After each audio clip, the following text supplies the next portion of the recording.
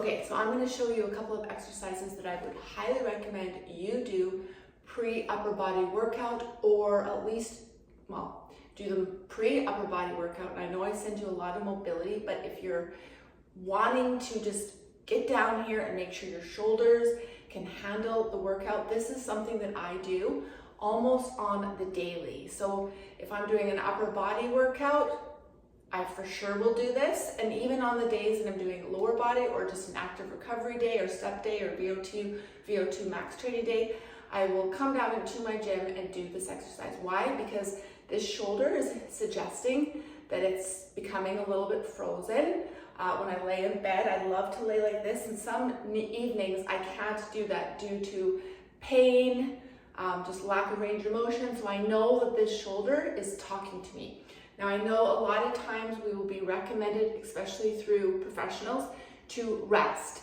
And I guess you have to go through who you trust the most, but through my personal experiences, rest has not been the answer. And I wrote this a little bit in my newsletter last week. Hopefully you're all on that.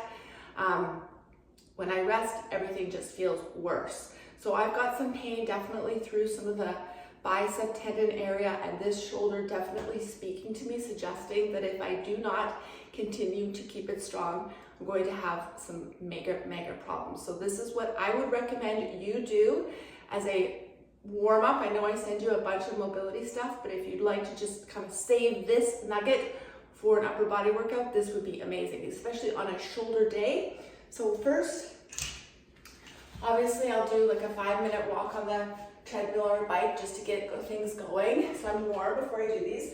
And I do 10 face pulls. Okay, now again, if you don't have a suspension trainer, you can definitely use bands or rope in a machine. Cable machine, so I do 10 of these. So I'm using no wrist, right? No wrist. My elbows are driving back. I'm squeezing my upper back, trying to make cleavage with my back. So really focus on it. You want to stretch out your lats a little to engage them. That's fine as well, right? So I do really like soft elbows, but you can still stretch out your lats without locking that joint. So the muscle is staying engaged rather than the elbow. Okay, so a lot of times I will feel discomfort when I'm doing this, right? I just keep it slow, taking a step away if I need to, taking a step forward to make it harder. Then once I've done 10 high rows, I do nice neutral grip rows. Stretching out those lats, we as well use them, right? So stretching out, squeezing, no wrist. Make sure your chest is leading, not your hips, right? Make your muscles do the work. Your body always will go to something that feels easier without you knowing it. So listening to my cues is very important. And being aware of them is obviously going to be key. Then I'll take this band, hold it here, and I'll do some rotator cuff work. So again, this feels easy, but I do 3 sets of 10 back to back. So 10, then I come on this side, 10. So again, no wrist.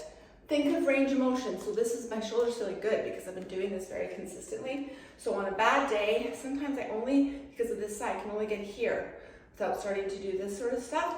So keep your up, so that as you can see, through consistency, look at my range of motion. Obviously, you want to face like this because I want to feel tension here and here. So listen to your body, okay? Some days, like I said, tiny movements. Sometimes by set 3, my range of motion improves. So I actually do 3 sets of 10 back and forth, no rest. By the 3rd round, you're absolutely going to feel that rotator. Then, without a rest, again, this stuff takes 2 minutes. This is not a long process, but makes a huge difference on how your body is going to recover through post workout, but also get the muscles strengthened inside of that capsule. If we keep just doing the presses, doing lateral raises, doing pull-ups without making sure the integrity of that shoulder is being supported by proper movements like this, we're really going to struggle. So please do not avoid this stuff. Slight bend in the elbow, tuck the chest in, grab your back. 10. Palms down. Then supinate your palms for 10. Then maybe have them together for 10. Okay? So you might want to take 10, 10, 10. I really push, like this is uncomfortable. This is not just like a warm up. By this round, by the time I get to these, I'm feeling a good burn. Then the very last thing, I think I said 3 things, but I actually like to do 4. I'm going to put my body in this position. I've got the band here. And then I just like to come out here for 10. I don't even can't even see that. Sorry, still haven't made enough money to hire a videographer. Someday. 10, 10, and then 10 circles. Circles. Now notice my upper body, right? There's no shifting. I'm making my muscles do the work. Okay, so nice big circles.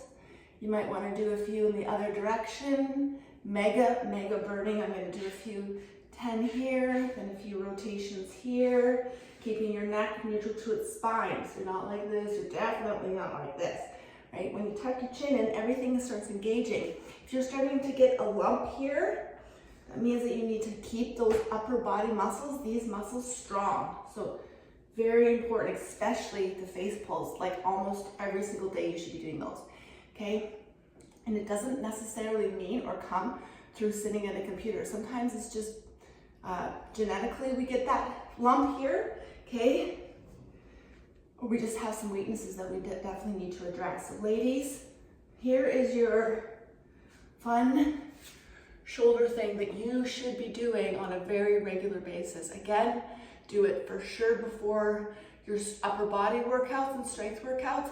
But like I said, if you can be motivated enough to come down or into your space and do this on a very regular basis, right? Maybe this is your one day, and then the other day you do the calf raises, anterior raises, so you're switching off. This stuff will make a really big impression and really help injury prevention when we're keeping our bodies strong. But remember, strength training is going to be the #1 thing that's going to keep us strong.